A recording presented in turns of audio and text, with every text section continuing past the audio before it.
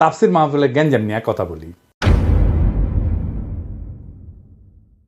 সিলেটে যেভাবে মিজানুর রহমান আজাহারির ওয়াজের শেষে হট্টগোল করে বন্ধ করে দেওয়া হয়েছে, তাতে আমি হতবাক এবং ক্ষুব্ধ। শুনেন তার কথা, শুনেন শেষ দিকের কথা। এই জায়গাটাতে এরকম কেন হইলো? শুরুতে তো এটা ছিল না। এখন আইন শৃঙ্খলা বাহিনী তোমাদের সাথে লাঠি চার্জ করবে, ধাক্কাধাক্কি করবে, তোমরা আমার সাথে এটা হবে এরকম?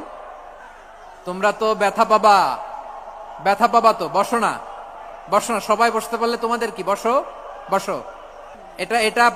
এটা আমি এখন পরিকল্পিত কিছু হতে পারে এই ধারণাও করতে হবে আমাদের।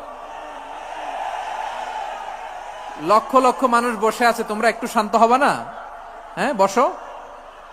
আর 2 মিনিট একটু কোঅপারেট করো। 2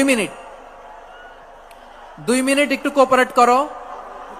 জি পুলিশ ভাইরা, হ্যাঁ আস্তে আস্তে, জি বসে যাবে। হ্যাঁ ঠিক আছে, 2 মিনিট।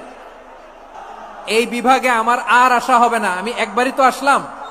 সো যা বলার তো আমি এখনই বলতে হবে, এমন না যে আমি আবার সুনামগঞ্জে আসবো, হবিগঞ্জে আসবো।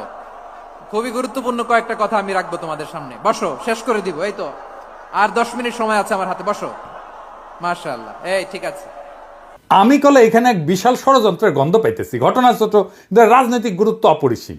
আজারি সাহেব নিজেই কইছে যে সামান্য জায়গায় একটা অল্প কিছু লোক এই কাজটা করেছে। শুনেন, পুরো লক্ষ লক্ষ মানুষ, আমি তো দেখতে পাচ্ছি কত লক্ষ লোক হয়েছে। একটা জায়গায় কোনো সমস্যা নাই, এখানে কয়েকশো ছেলে পেলে এই ধাক্কা ধাক্কি। না নিজে শুনতে পারতেছো, না অন্যকে শুনতে দিচ্ছ, না আমাকে বলতে দিচ্ছ। কি করতেছো তোমরা? এগুলো কি করতেছো?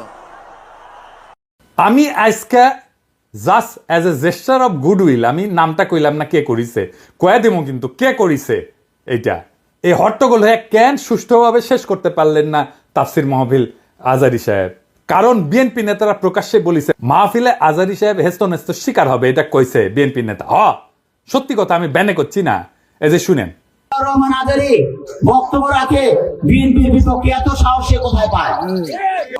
আপনি এই জামাতের পক্ষে কথা বন্ধ করেন, নাহলে দেশের মানুষ যেভাবে আপনার এই যে মাহফিল করে, মাহফিলে কিন্তু আপনি হ্যাস্ত শিকার হবেন এই মুসলিম লীগের কারণে।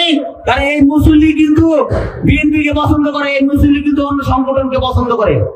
কিন্তু আল্লাহর নামে স্লোগান দিয়ে, ধর্মের কথা বলে, মাথায় টুপি লাগিয়ে, পাঞ্জাবি পরে বিএনপিকে বকবেন না আপনি, তাহলে কিন্তু হ্যাস্ত শিকার হবেন। আবার যে কোনো মুহূর্তে কিন্তু আপনি দেশান্তর হতে পারেন। ঠিক তার পর দিন এই ঘটনা ঘটলো। তার আগে তো অনেক নেতা, রিজভী ভাই তার সহকর্মীদের তাতায় রাখছে, এখন আজারির উপর কেন বিএনপি বিলা।